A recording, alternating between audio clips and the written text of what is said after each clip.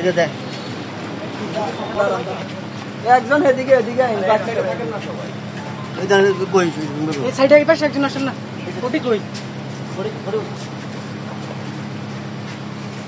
হ্যাঁ দাঁড়ান দাঁড়ান হ্যাঁ ঠিক আছে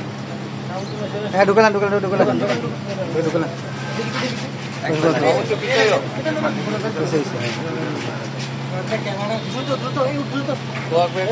আপনারা জানেন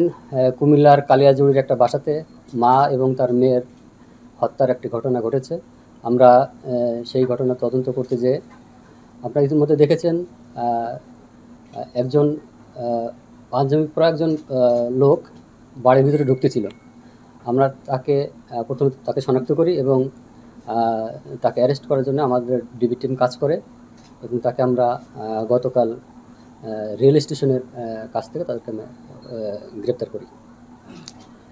আপনারা ইতিমধ্যে জানেন ওই বাড়ি থেকে 4টি মোবাইল, কিছু চার্জার এবং একটি ল্যাপটপ খোয়া গেছে এবং আমরা যাকে গ্রেপ্তার করেছি তার কাছ থেকে, তার হেফাজত থেকে এই জিনিসগুলো আমরা উদ্ধার করতে পেরেছি। যাকে গ্রেপ্তার করেছি তার নাম মোবারক, বয়স 29। উনি এই ভিকটিম ফ্যামিলির পারিবারিকভাবে তাদের সাথে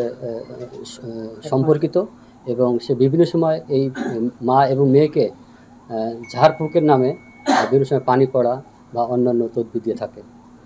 এবং ঘটনার দিন এই পরিকল্পনা করেই তার বাড়িতে এই ঝাড়ফুঁক বা পানি পড়া নিয়ে বাড়িতে হাজির হয় এবং প্রায় 2 ঘন্টা অপেক্ষা কাজ করে তাদের কখনো পানি পড়া, তাদের বিভিন্ন তদবির দিচ্ছিল এবং এক পর্যায়ে মা এবং মেয়ে দুজনেই আলাদা আলাদা রুমে ছিল এবং এই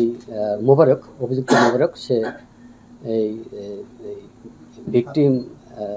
ফাতেমা বেগম, তার মেয়ে সুমাইয়া, তাকে ধর্ষণের চেষ্টা করে এবং এটা তার মা যখন দেখে ফেলে তখন ওই রুমে সুমাইয়াকে রেখেই পাশের রুমে মাকে ধাক্কা দিয়ে নিয়ে বেডে ফেলে বালির চাপা দিয়ে হত্যা করে এবং পরবর্তীতে তার মৃত্যু নিশ্চিত হলে পাশের রুমে এসেও সুমাইয়াকেও গলা টিপে হত্যা করে এবং হত্যা করার পরে তার বাড়ি থেকে তাদের 4টি ব্যবহৃত মোবাইল, কিছু চার্জার, একটি ল্যাপটপ এবং একটি ল্যাপটপের চার্জার নিয়ে যায় এবং আমরা যখন ফুটেজে দেখা যাচ্ছে তার হাতে একটা ব্যাগ ছিল, সেই ব্যাগ সহ এবং যে পোশাক পরিহিত অবস্থায় উনি ছিলেন সেই পোশাক সহ তাকে আমরা